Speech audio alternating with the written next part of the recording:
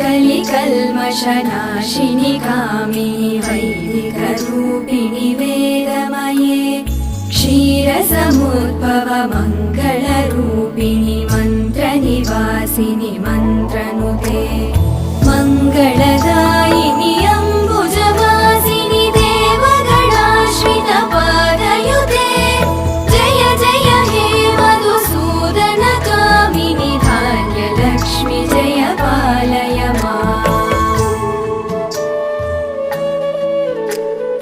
Jai वरवर्णिनि Vaishnavi Bhargavi मन्त्रस्वरूपिणि मन्त्रमये सुरगणपूजित शीघ्रफलप्रद ज्ञानविकासिनि शास्त्रनुते भवभयहारिणि पापविमोचनि साधुजनाश्रितपादयुते।